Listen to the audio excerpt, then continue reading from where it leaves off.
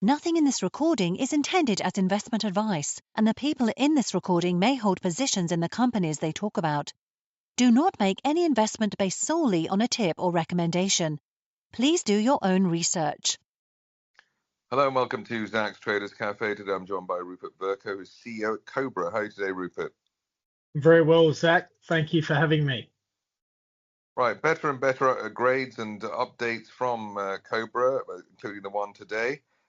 Is the market, maybe the market doesn't understand what a rare earth is? Maybe the market's still on holiday, Zach. I'm not sure, but no, they are very good results we've brought to the market today. I mean, just in terms of the exceptionally high recoveries, 82%, that does sound rather good. What's that in a sort of comparable grade compared to other companies, say? Well, look, I think what is great is these recoveries have been achieved from a sample that has 0.5% of total rare earth oxides, but it's very well weighted in magnet and heavy rare earths, and the weightings of the heavies in particular.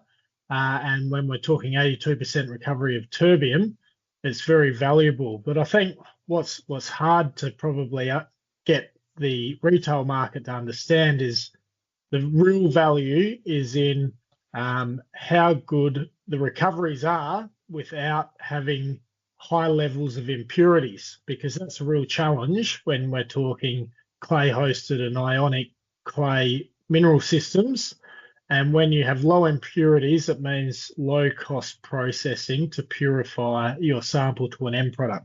So that's a really good step. And then to have that coupled with low acid consumption is also very promising, Zach. So we're sort of starting to work our way through the metallurgical and engineering parameters that we really need to demonstrate what the opportunity is, particularly when we're coupling it with in-situ recovery, which is really our point of difference in the market.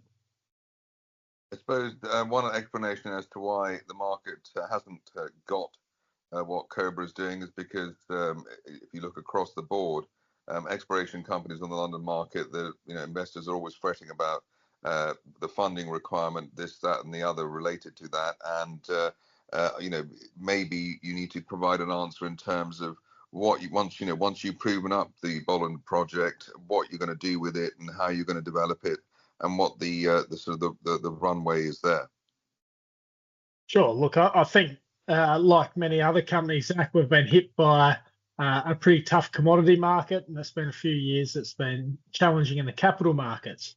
What is different about Cobra, though, Zach, is we've got great support from our major shareholders who have supported us at market price in the past, and we haven't had significant dilution in previous raises.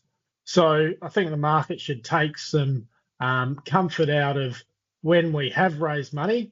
We've done so very consciously and we've kept things tight, and our major shareholders are very supportive of what they're doing. So look, with that in mind, I think what we're also doing, Zach, is we're making sure that we can really deliver on this project. We're addressing the technical challenges that are the real enablers to define the value pathway of what we're doing. And really for ionic clays and for in-situ recovery, it means metallurgy and demonstrating ISR at a bench scale. And that's what we've announced to the market today, both of those things.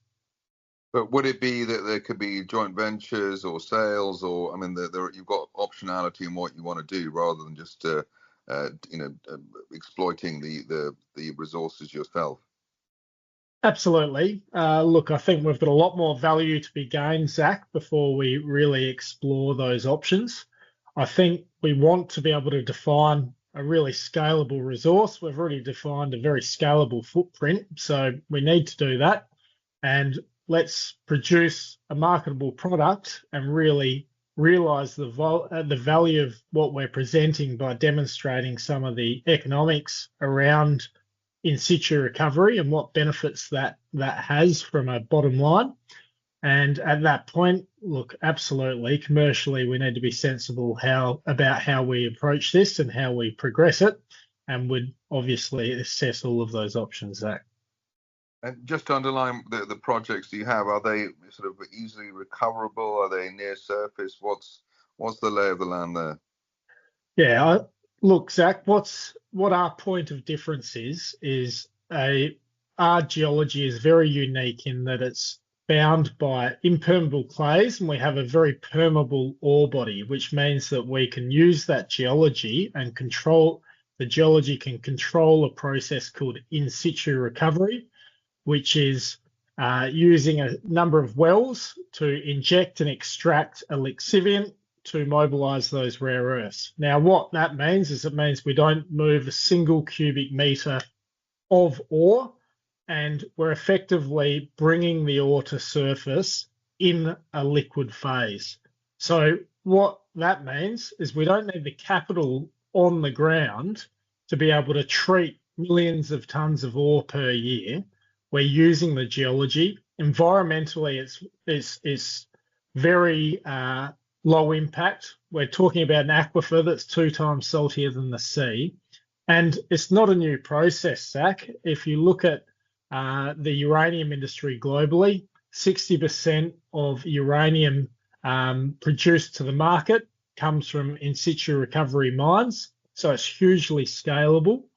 And what's great is we are well experienced in it, and we have a great regulatory framework for it in South Australia with a number of operating ISR uranium mines. And just finally, obviously heavy rare earths in demand. What's the lay of the land there in terms of the demand and what the market is, once you get your stuff out of the ground? Sure. Well, look, if you look at the rare earth markets globally, they've been in a very low point in the commodity cycle over the last year or so. What have we seen? We haven't seen a lot of additional production come out of Western countries. We're still very reliant on sourcing of heavy rare earths out of China. We're seeing a lot of advancement out of Brazil, but really the market for what is a critical mineral for sovereignty across many countries to ensure that we can achieve decarbonisation targets through energy efficiency. We're going to need these critical minerals, and we need to make sure that we have reliable and ethical sources of them.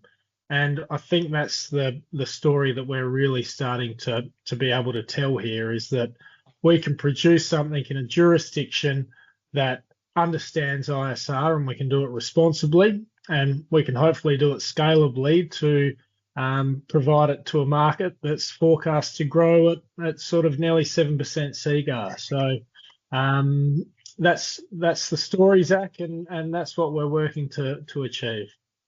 And of course, Cobra will be one of the winners as the West tries to wean itself off China dependency and get a security in terms of supply. Yeah, look, I think being a realist, if we want to bring this mine into operation very quickly, at some point, some rare earths, particularly heavy rare earths, might go to China. But what our advantage is with in-situ recovery is we hope to be able to demonstrate that the value of it sits us in the lowest cost quartile of producers, and therefore we hope to be cost competitive with the producers of China. On that note, Rupert Verco, CEO at Cobra, thank you very much indeed. Thanks, Zach. Much appreciated. Thank you for listening. Remember to visit our website for more news and other podcasts at www.share-talk.com.